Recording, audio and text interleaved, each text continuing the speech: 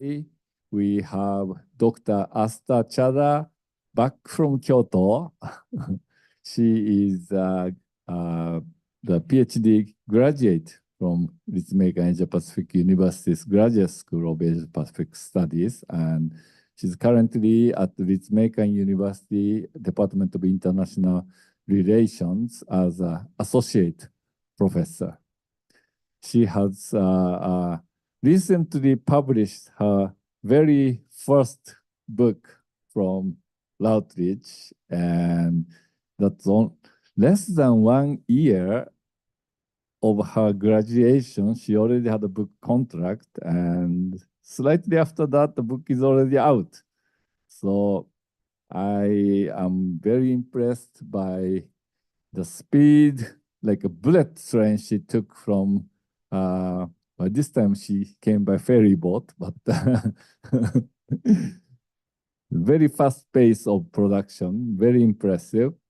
And Asta is back to introduce her new book to us. So without further ado, I will pass the microphone to today's RCAPS seminar speaker, Dr. Asta Chada. Good morning, everyone. Thank you so much, Sato-sensei. This is really a pleasure and also an honor. I mean, in general, to have been your student and to be invited here to talk to everyone about this book. As Sato-sensei mentioned, my name is Asta Chada, and I'm an associate professor of international relations at College of International Relations at Ritsumeikan University in Kyoto. And I do teach part-time sometimes. I come back here to APU. APU is like home to me. As Sato-sensei mentioned, my research project is about basically how religion impacts international relations. And I was able to, luckily, and I mean, for the speed, we should thank the publisher as well for being able to publish this manuscript very fast. And so my focus has been basically on Indo-Pacific affairs and specifically on South Asian security affairs. So I will talk a little bit about my book and the main points that about the book that I'd like to highlight. And if that's fine, I'll probably use a PowerPoint. That's okay. Sure. So I'll just use my PowerPoint if that's right.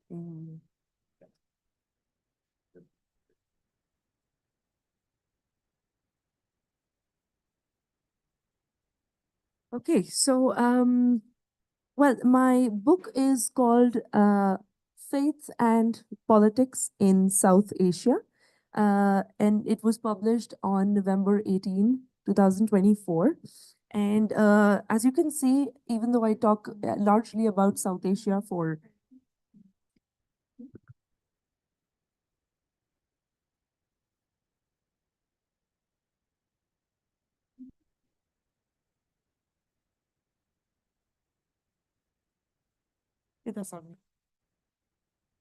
maybe it's repeating.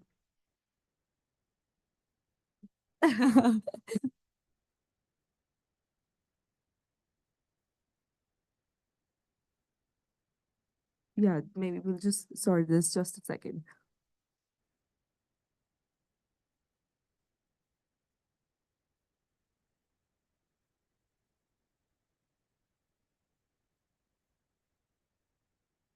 All right, so sorry for that little glitch. It's called Faith and Politics in South Asia, and I will be focusing mainly on 3 countries, India, Pakistan, and Bangladesh, for my study.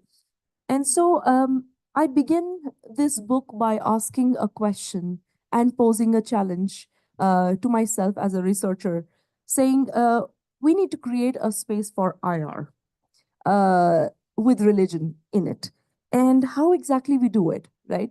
So when we look at IR theories and conventional ideas of power in IR, we see that there's a lot of focus on material power, economics, state, and nation within the idea of international relations theory, right?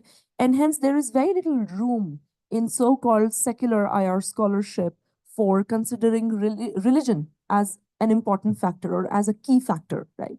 So while religion might be from time to time we referred to, given a certain conflict in certain part of the world, but usually it's counted as part of the larger politics and not really as maybe a really, really important or central factor in IR.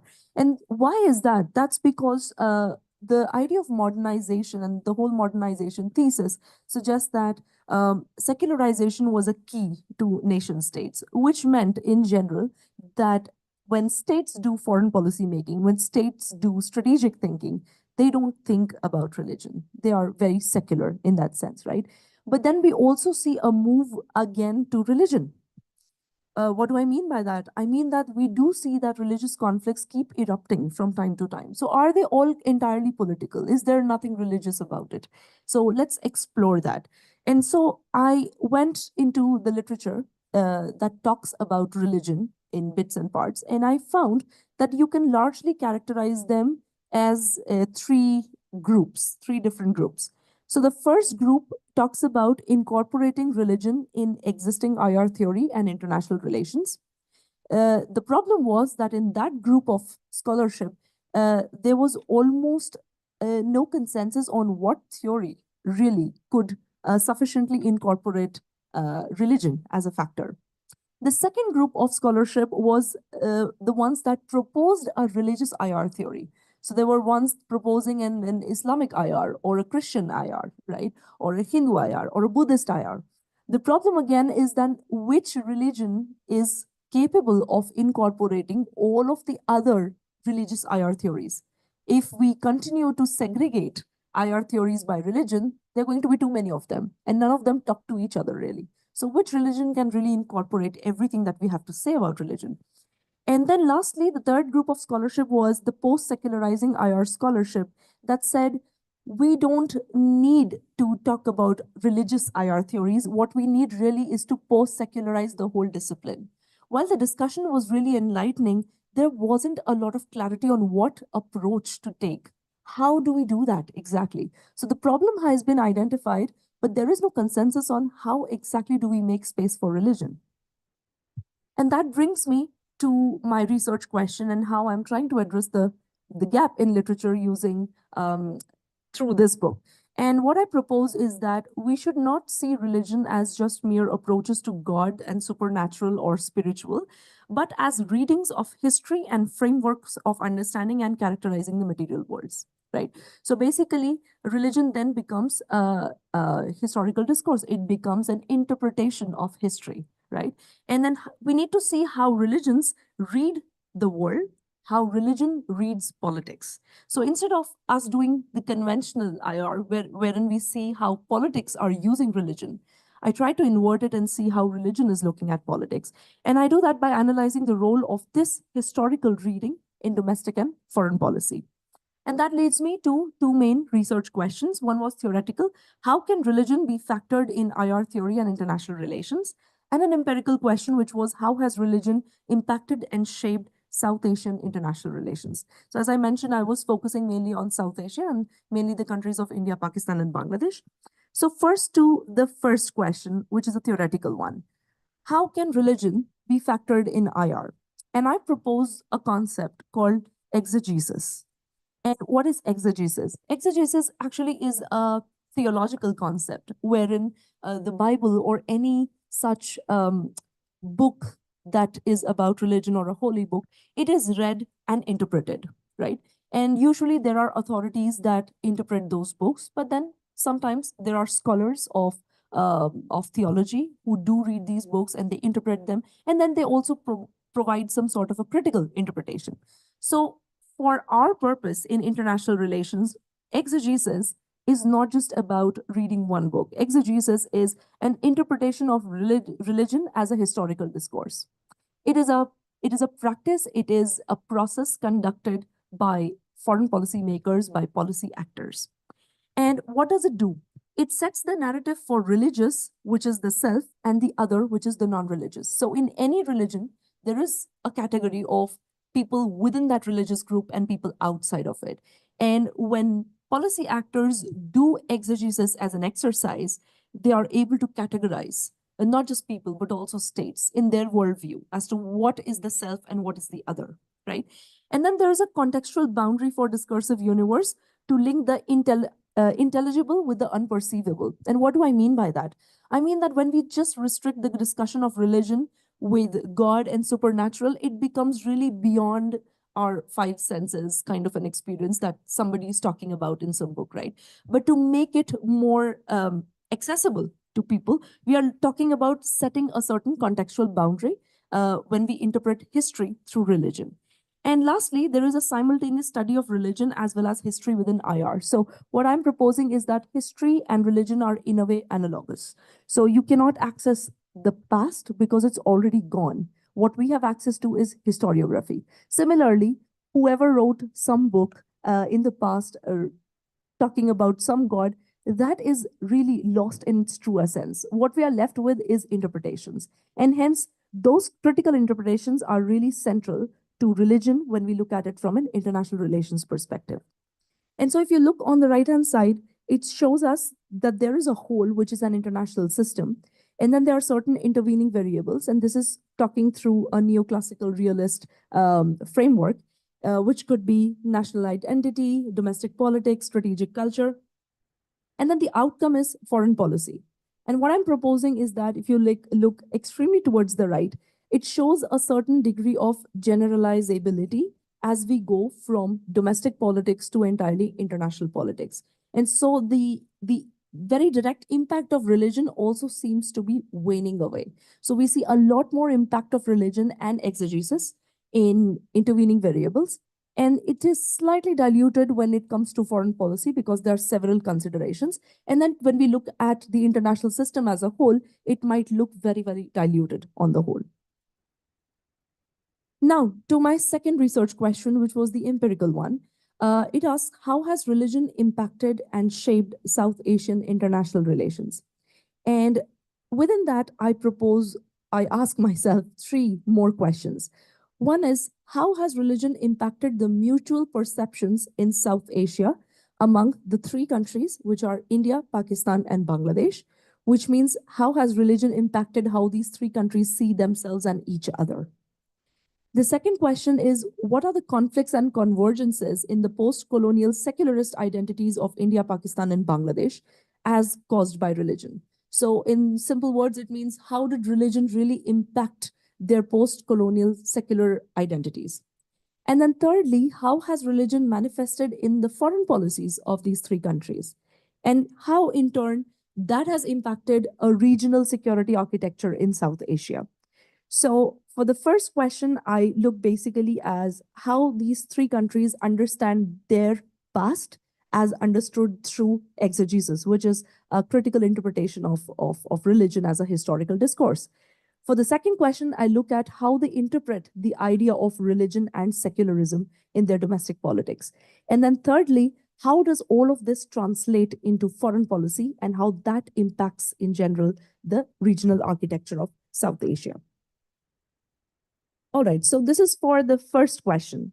So the first question looked at how India, Pakistan, and Bangladesh are understanding themselves through their history, through their religion, interpreted as a historical discourse. And what I am suggesting in this book is that they are narrating a very different past. So there is a history which is lost, but all these three countries are trying to hold on to their different pasts. So it's a plural in that sense. For India, in sum, it is a religious civilizational identity. They trace their history back to 5,000 years plus. And then for Indian foreign policy makers or Indian thinkers, it is hence a continuous civilization. It is also important that they mention post-colonial secular present as their key to their contemporary politics. And why is that? Because India is a post-colonial state. And hence there were some impacts after the partition in 1947. But then they also emphasize the fact that they are a secular nation. And then lastly, there is a persistent emphasis on Gandhian ideals in Indian foreign policy making or Indian domestic politics. When we come to the case of Pakistan overall, and we see that there is an emphasis on Islamic identity because Islam is the state religion in the country. And for them, it is always in conflict with a biased British rule history, wherein the Hindu other or the non-Islamic other needed to be separate from the Islamic identity. And hence, Pakistan's national identity is really, really important and then thus enshrined in that way in their constitution. And then thirdly, we look at the case of Bangladesh, and then we see a very clear distinction between a Bengali multi-religious or multicultural sort of 1971 War of Independence, wherein the idea was that all religions are going to come together as long as the people believe in Bengaliness, right? So it is more of a Bengali identity which encompasses all faiths versus a more recent trend towards a Bangladeshi Muslim identity, wherein the country constantly battles with having a certain amount of minority religions in the country, but then the Islamic identity being at the forefront and being enshrined in the constitution again. So to explore further, what I did was I looked at history textbooks from the three countries, and I looked at middle school and high school textbooks in India, Pakistan, and Bangladesh. And all of these textbooks were published after 2018. So they are 2019, 20, 21, 22.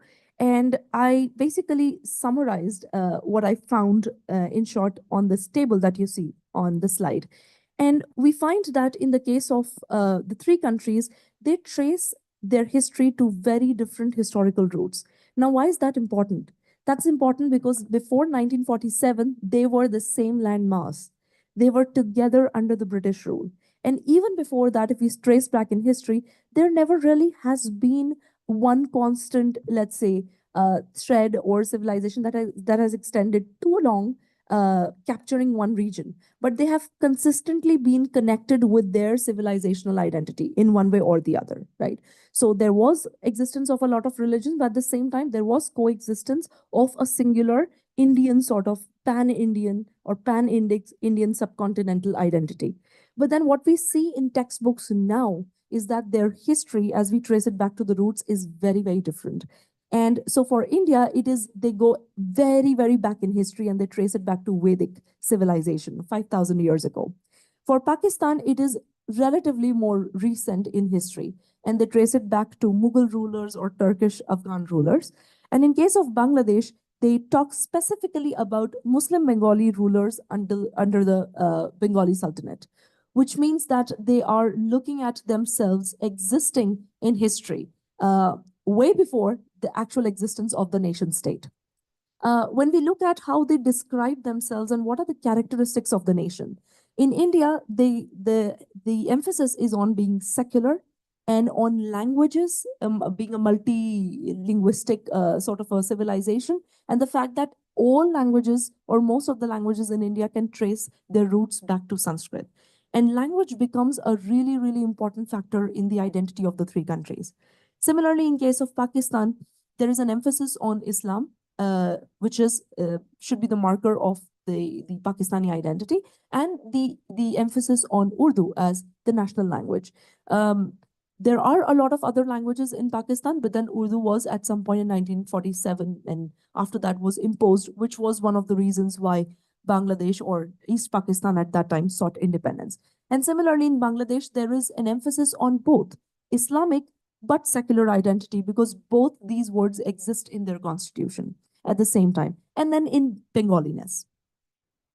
Now, apart from identifying in history textbooks who they are when they talk about us as a nation, there is also a lot of emphasis in at least two of these textbooks on who is the other. So in case of Pakistan, I found explicit references to Hindu India as being the other, or as being alluded to being an enemy, and Bengali East Pakistan also being the other, because contemporary textbooks talk about how it was an unfair partition of East Pakistan from West Pakistan. In case of Bangladesh, the other is represented by a multi-religious India, which is not the same as Bengali Bangladesh. And there's also the other, which is the oppressive Pakistan, which is why Bangladesh needed its own independence and autonomy. Then I looked into how are they describing these key events that happened collectively in all these three countries' histories. And one of those, of course, was the 1947 partition. And what I find is that in Indian textbooks, the 1947 partition which also marked the end of colonialism in the subcontinent, is called unnecessary and unjust. So in the Indian policymaker psyche, the pan-Indian identity stretches beyond the borders of current India or Bharat. And in case of Pakistan, it was an inevitable and a justified partition because they needed a separate Islamic identity, which was not possible under a country together with India. Had they been still undivided, it was impossible for Muslim people who needed their own autonomy and their own government to exist or coexist together with the Hindu other or the non-Muslim other who could have been rulers at that point. And then in case of Bangladesh, we see that they constantly talk about 1947 partition as justified because it gave Bangladesh a separate Islamic identity as East Pakistan, but incomplete because the books then start talking about the 1971 war, again, wherein India, Pakistan, and Bangladesh get together and become parties to that war. And so for Bangladesh, it is the stepping stone to the next 1971 war, which was their independence. So in Indian textbooks, they just completely skip this part. They almost don't talk about 1971 war. In case of Pakistan, Bengali is not Pakistani, and hence that partition in 1971, wherein Pakistan separates from Bangladesh, it was in a way unjustified because it was an outcome of a conspiracy hatched together with Bangladeshi or Bengali intellectuals together with the Hindu co-conspirators. And in case of Bangladesh, the books mention explicitly that it was, again, necessary and justified partition because they needed their own separate identity. Now, the three textbooks also clearly identified the oppressors. And it's interesting because the Indian textbooks think the British were the main oppressors. In Pakistani textbooks, it's the Hindus that were the oppressors. And in case of Bangladesh, it was the Pakistanis that are the oppressors. And they go on in great lengths to talk about how the population was being oppressed and hence a partition or hence an independence was necessary. I then looked into how do they look at the non-majority in the country? How do they look at their minorities? And I found that in case of India, in the Indian textbooks, they try to emphasize on multi-ethnic and multi-religious entities or groups or communities existing in the country. In case of Pakistan, they mentioned that all minorities were pretty much anti-Hindu. So there are other minorities, but they try to frame it in a way that it was separate from the Indianness that went a little bit into Pakistan after 1947. And in case of Bangladesh, their minorities are Brahmin religion, which I later on understood that was their understanding of the Hindu religion, and Buddhists, Jains, and Christians. So there is a very different aspect of looking at what a minority should look like. For some, it's a religious minority. For others, it's a more Indic or dharmic religious minority. And in case of India, it's more about ethnic and multicultural or linguistic minority. Then I went into the high school textbooks because those were more detailed in terms of talking about certain empires that existed. And I have three examples here. So in case of pre-Mughal, so what happened about with pre-Mughal history? We have read at length about the Mughal Empire, but then what was there before it?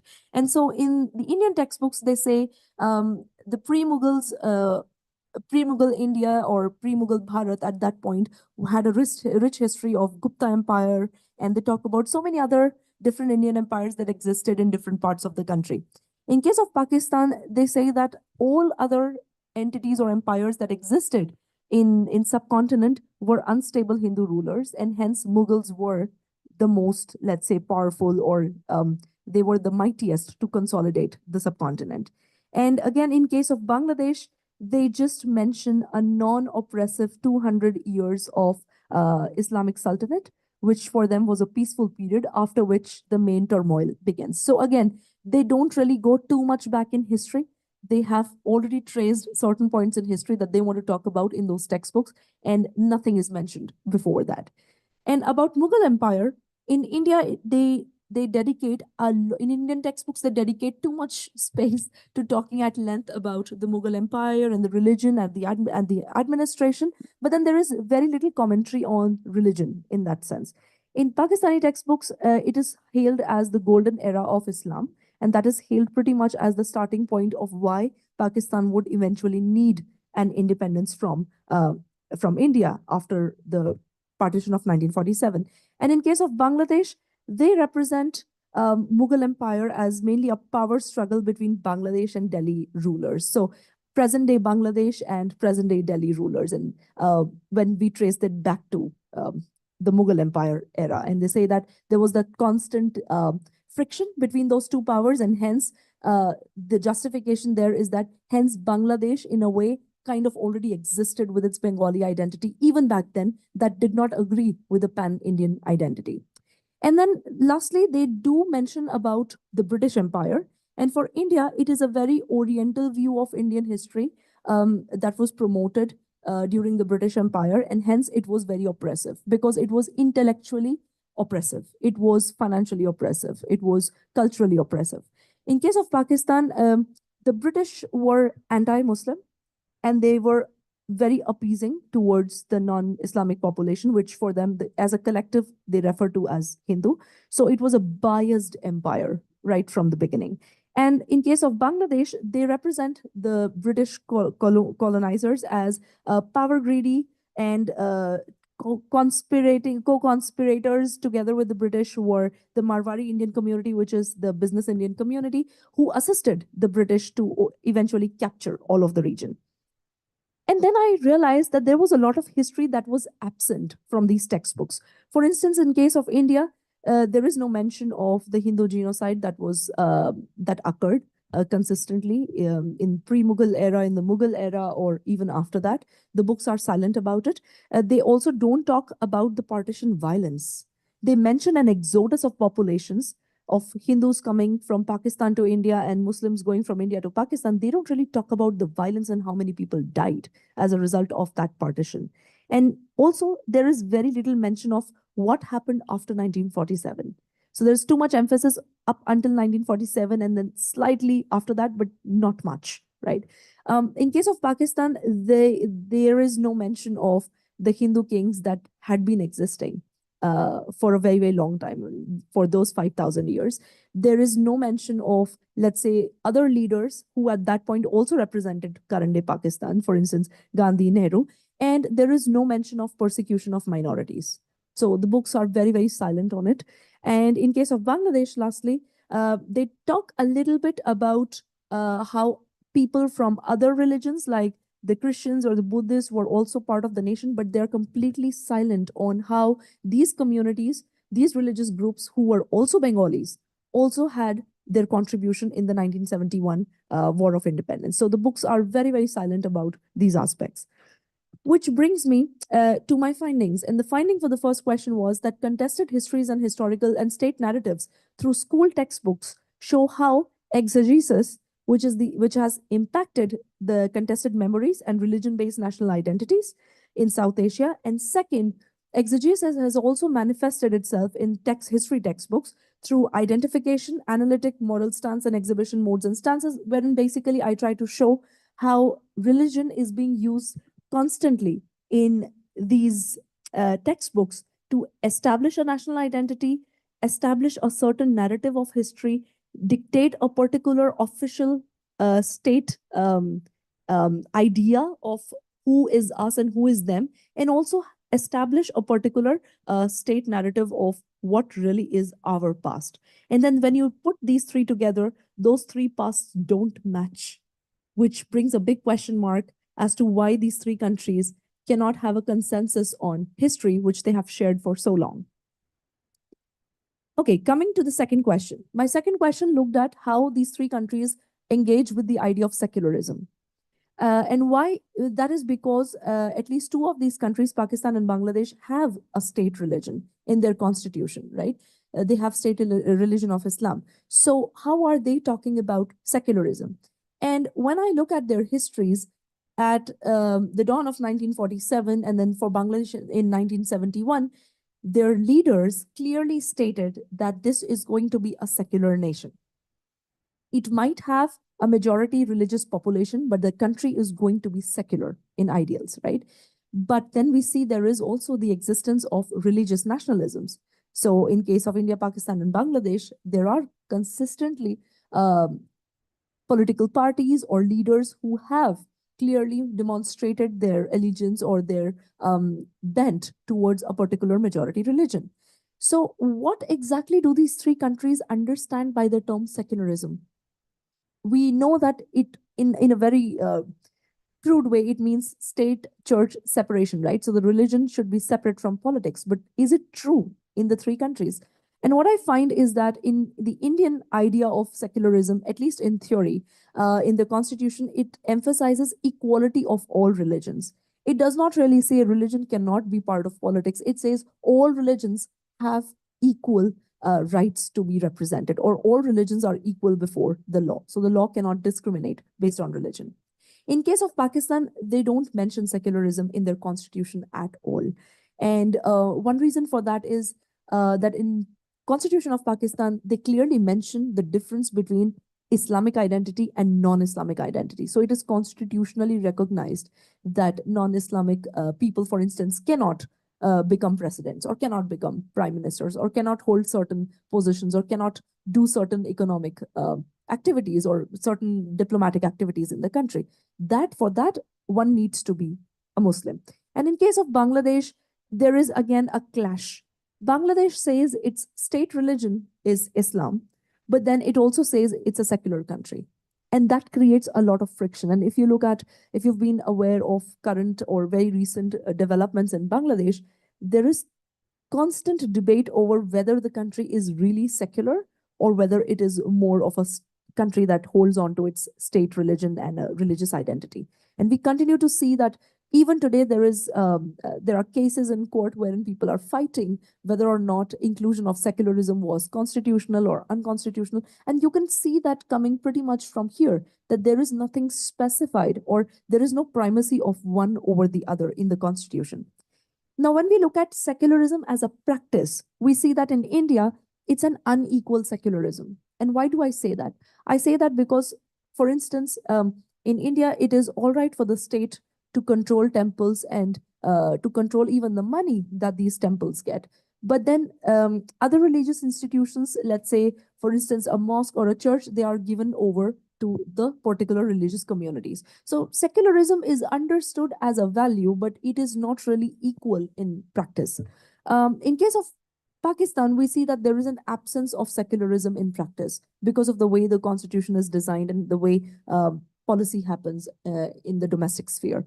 And in case of Bangladesh, it's a non-neutral secularism, by which I mean that despite saying that it's a secular nation, there is the existence of a state religion, which makes a clear case of a lot of confusion, not just politically, but even socially and culturally among the population. So what are the main issues that come about in these three countries as a result of secularism? And one is that there is a clear idea of religion, civilizational conceptions, which is, for instance, in Indian law, there is constant friction again because there is no common personal law. Each religion has its own personal law. So depending on the religion of a particular individual, they could be following their own laws and referring again and again back to their own religious leaders. In case of Pakistan, because it's a religious state, God is the sovereign, or in the constitution, they mention Allah is the sovereign. In case of Bangladesh, it is secular as anti-Islamic. That interpretation is very contested. So they want secularism to hold together with state religion, but then state religion tends to hold primacy in practice, right? So that is constantly a point, or as I mentioned, a point of friction.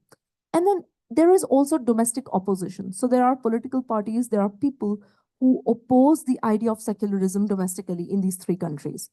One could be because they are very confused about how exactly to practice this in nations that hold religions so close to their national identities. And also because it allows for a lot of political parties to do politics on the idea of secularism. And so in India, secularism by certain groups of people is seen as a means of appeasement of minority or majority community. It is not really seen as a constitutional value in practice.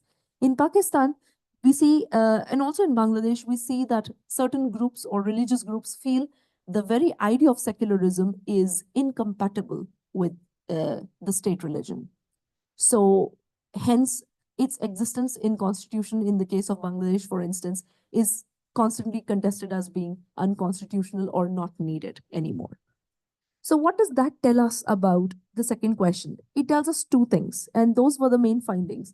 One, there was a fertile ground for ontological security seeking through distinct identities, which were mainly based on exegetical state exercise. So what I mean by that is these states did an exegesis as a process. They crafted their national identities based on religion, and then they interpreted secularism based on those religious understandings or that religious worldview. And what that led to is a lot of insecurity amongst these nations, a lot of ontological insecurity. So hence, doing a different and a separate sort of and a unique sort of an interpretation of secularism allows these countries to seek their ontological security. It allows them to establish themselves as different from the others that we identified earlier. And secondly, while ontological security was a rational state objective, so if you look at it from a normal IR theoretical point of view, seeking ontological security is not irrational, it's perfectly rational. However, when you bring religion into the equation, exegesis was the enabler of this objective for states who were trying to perform creative history telling and creative identity creation. So religion thus became that one main factor for them to then craft their own identities and narrate their own separate past and interpret their own idea of what secularism should mean in their domestic politics. That brings me to the last question, which is how exactly does exegesis relate to foreign policy? And we see that it flows in a certain way. One, there is prominence of religion in dictating the course of identity, as we discussed. Then, domestic politics in the three countries emphasizes securitization of these religious identities, which is one of the reasons why they practice secularism very differently. And lastly, in foreign policy, that means that their borders are not just political borders, they are sacred borders. They are borders because they relate in some way to a religious identity. They are pious borders. And so uh, what I propose is that religion in foreign policy exists in two ways and not just one. And those two are as follows. One, exegesis as religion in foreign policy, wherein the borders are relatively weak borders or more porous borders.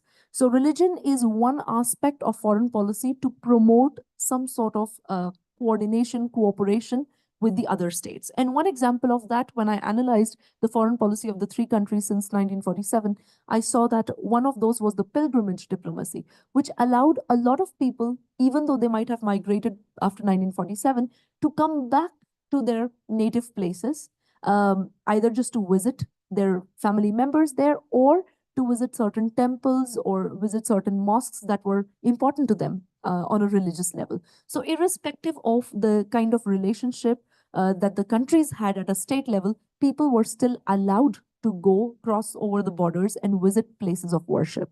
So that was the instrumentalization of religion in foreign policy. But then we also see another kind of foreign policy, another flavor of foreign policy here, which is exegesis as foreign policy. And that meant that these states are sometimes they want to exercise their authority over being able to achieve a particular religious end. And for that, what I mean by that is they interpret the world around them as a constant, in a constant flux based on their religious identities, which means that overall, if they highlight their national identity too much, there is going to be a trust deficit. And we see that constantly, if one religious riot happens in one country, the other countries respond very quickly to it. So violence in one country can immediately erupt into violence in other countries. And so that shows in a way how foreign policy itself turns religious. And that I found in the immigration policies or the refugee policies of the three countries, wherein the states were trying to exercise state traumas over regional cooperation. And there was a cumulative trust deficit, which was causing regional instability. So what I found from this part of the analysis was that looks like these three nations, whenever they try to securitize and harden their state borders, and they justify that using religion or their particular state state territories as being sacred territories, they then, one, they don't recognize political borders as the main borders.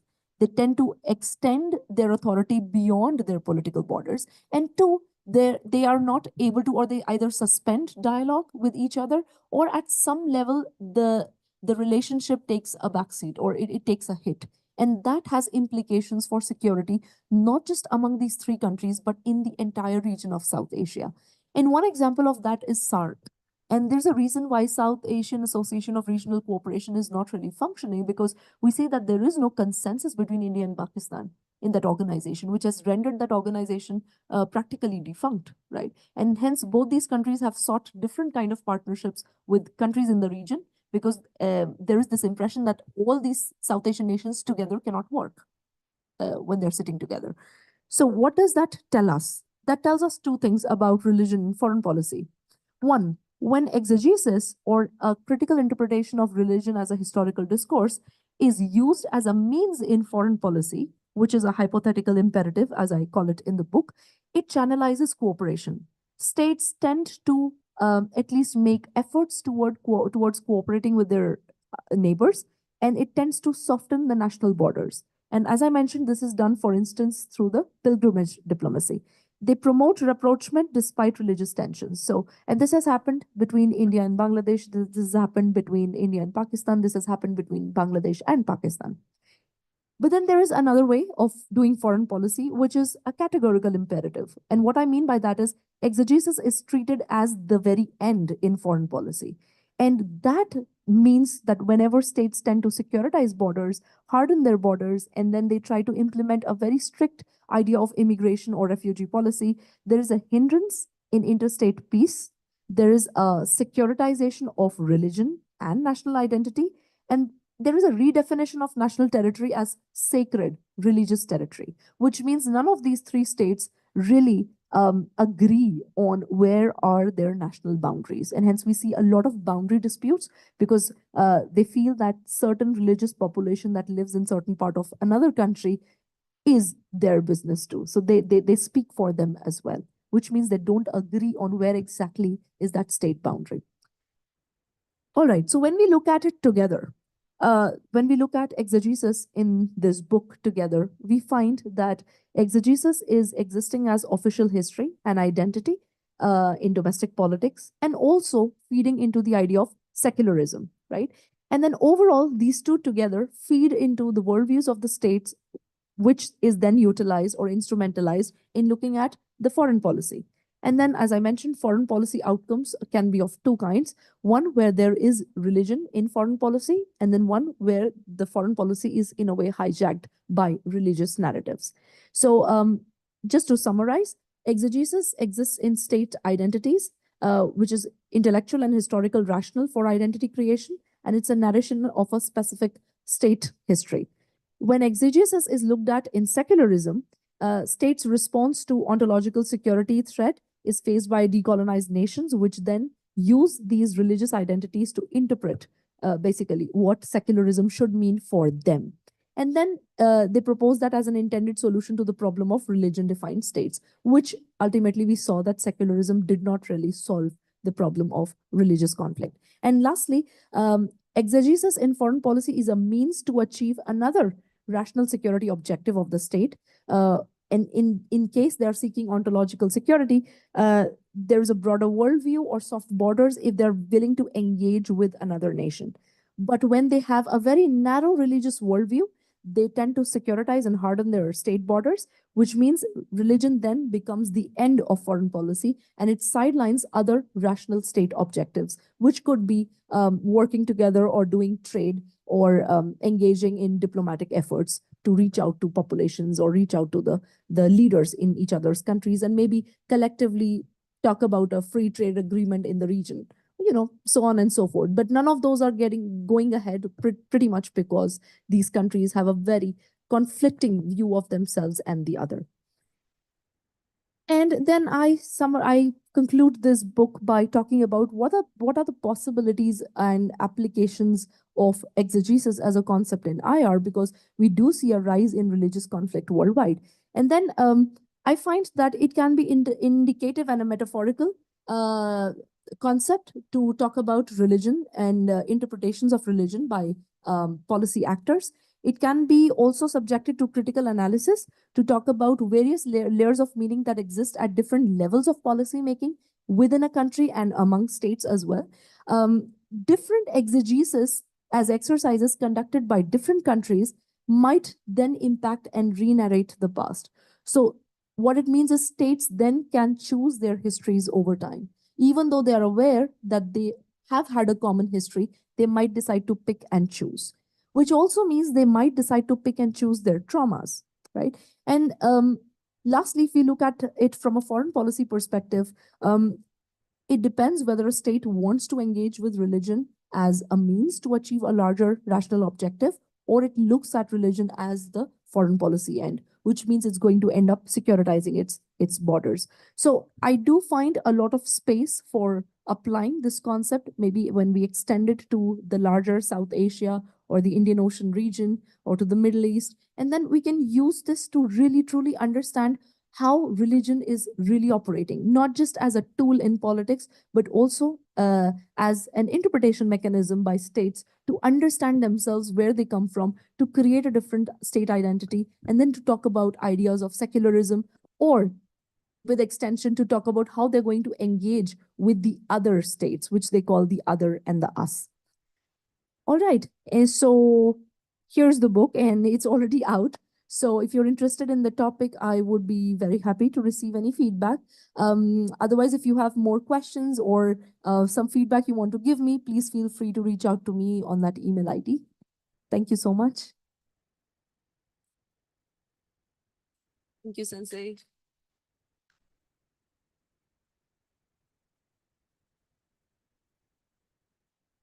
Okay, thank you, Start. Very interesting presentation. And we have Manuel, Jose, and some others in audience. And if we can get some questions from the audience, maybe Asta have a few minutes to discuss the questions. So, would you like to raise some question?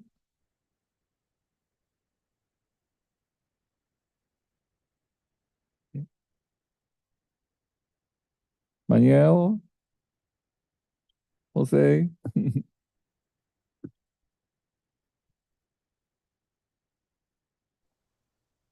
Yes, hello. Hi, Manuel, go ahead. Hello, hi, how are you?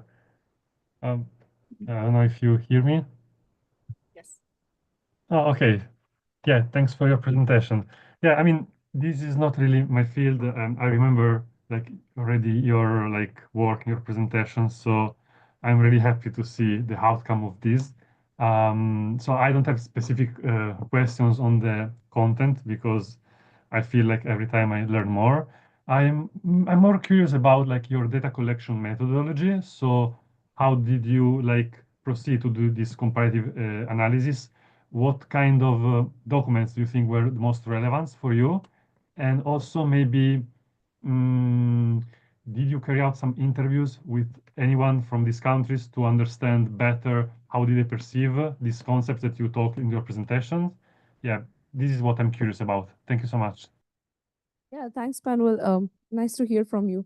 Yeah, so I mean, for this, depending on the chapter, I mean, of course, the methodology was slightly different. So, for instance, when I talked about how these states are looking at history, I specifically looked at state textbooks. So, they were textbooks not by private publishers, but by the state or the Ministry of Education.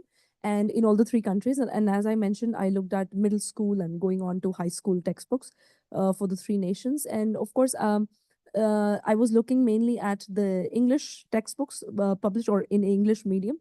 And I looked at it because I created a framework. Again, if you look at the book, it describes a framework that I developed wherein I look at how the states are talking about the identity, what are the spaces in the textbooks that are left out, or what are the narratives about certain parts of history or shared history that are left out. Then also, what is the placing of text with pictures in the textbook? So I look at a lot of those aspects to come to the conclusion that I presented to you. So that was for one. For secularism, I was looking mainly at the constitution and how political speeches, official published documents from these countries to try and understand how they are referring constantly to their state policy on different religions. And then for foreign policy, I was looking again at official information released by these countries, sometimes in a local language, some mainly, but in English language. And I refer to the Ministry of Foreign Policy or Foreign Affairs in all the three nations to look at how they had been or how they have evolved over time to talk about each other in their official foreign policies. I also looked at their documents on national security strategy. I looked at their defense policy documents. So those were the ones that I analyzed. For interviews, I did conduct a lot of interviews. Unfortunately, since it was COVID-19, a lot of them had to be online. And those interviews were focused on two sets of people. One set of scholars were people from within the region. So I'm talking about people from India, from Pakistan, from Bangladesh. And then there was another set of interviews that was conducted with the same set of questions for people from outside the region. So I talked to people from, for instance, from countries in Europe and outside of South Asia, maybe other parts of Asia. And the idea was to try and understand how people within the region versus people outside the region, how they look at these three countries engaging with religion. And yeah, that was it. Thank you. Thank you so much. Wait, any other questions?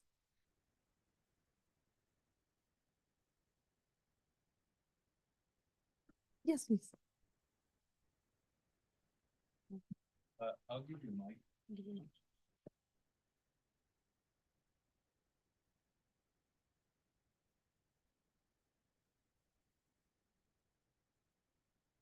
Okay, so thank you so much for the lectures, and I can understand that religion play a major role in shaping international relation amongst the South Asia's countries. And I have a question. I'm not really sure that is related, but I would like to mention about the Bangladesh protests from the 2022 and 2024. So it is a conflict within Bangladesh, and according to the information that I have researched in, it was a series of anti-government demonstration against the administration of Prime Minister Sheikh Hasina. And they say it's caused by many reasons. Because of authoritarian nations, democratic backsliding, and some other reasons relating to religions. So I would like to ask if you can share your ideas about this. Yeah, I mean, thank you for that question. It's like really, really recent, and it's still in a way ongoing, right?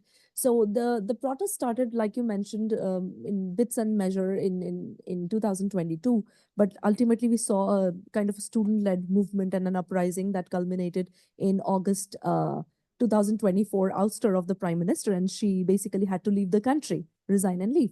And so an interim government was set up, right? So that was the political aspect of it, wherein students were rising. And the reason for those protests were basically because the prime minister, Sheikh Hasina, she had announced at some point that that the war heroes or people who had fought in the war, freedom fighters of 1971 war, their children and these people should be given a certain kind of reservation for jobs, and because they have fought for the country. But the student-led protests happened because people felt that was not based on merit. So giving them a particular percentage of reservation would go against the idea of selection of people in government jobs or other jobs by merit. So they rose against it. Now that turned very quickly into, let's say, brought about a lot of violence, right, on the streets. And how that impacted religion was, it's very clear if you look at, for instance, how certain religious communities were attacked, who did not really have anything to do with a political protest. That should, in a way, highlight or put a question mark as to why suddenly religion became an important aspect of Bangladesh protest. And if you read the news, and a lot of it is covered in news from other countries, I haven't seen a lot of that news coming out from Bangladesh, unless it's sometimes in an English basis newspaper, wherein they mention, for instance, the mob went and destroyed or desecrated churches of Christian population, or some Hindu people were killed, or Buddhists were attacked here or there in the country. And there are several reasons for that. One big reason, however, which has come out, because a lot is unknown about what happened in the country. One big reason is that Sheikh Hasina and her political party were the ones that pressed for putting secularism and keeping secularism there. And her political party used to engage a lot with the religious minorities. So they were pretty much, in a way, you could say, her voter base as well. So when the student-led protests happened, the religious political parties and the opposition party, in a way, kind of found an opportunity there to come back in power through elections, right? But there are no elections happening in Bangladesh as of now. So violence quickly turned from being a political violence into a religious violence. And if you look at how the other countries responded to it, you'll see very strong statements came out of European Union, out of United States, out of India, and certain other nations who were constantly referring to if you read the statements from EU, they said, we urge Bangladeshi interim government at the moment to take care of the Christians and the minorities. Or if you look at the statements out of India, they said, we urge the government to take care of peace amongst the Hindu community and take care of the Hindu minorities, right? So the governments also jumped into action from across the globe to talk about safeguarding certain religious minorities that for them probably was a subject of majority. So we do see religion keeps coming time again and again, even though that was really not central to the protest at all. Thank you for that question. Thank you so much. Thank you. Is there any other question? All right. Thank you so much, Sensei. This has been wonderful. I'm so happy for this opportunity. Thank you, Asa, and thank you for the audience for very exciting questions and discussions. And we will continue to have RCAPS seminars into the following year. I think this is the last of the season, I believe. So Anami-san's kind of nodding. So I think we have to wait until the next year, but hopefully we'll bring in more exciting speakers. Thank you very much. Have a nice day. Thank you so much.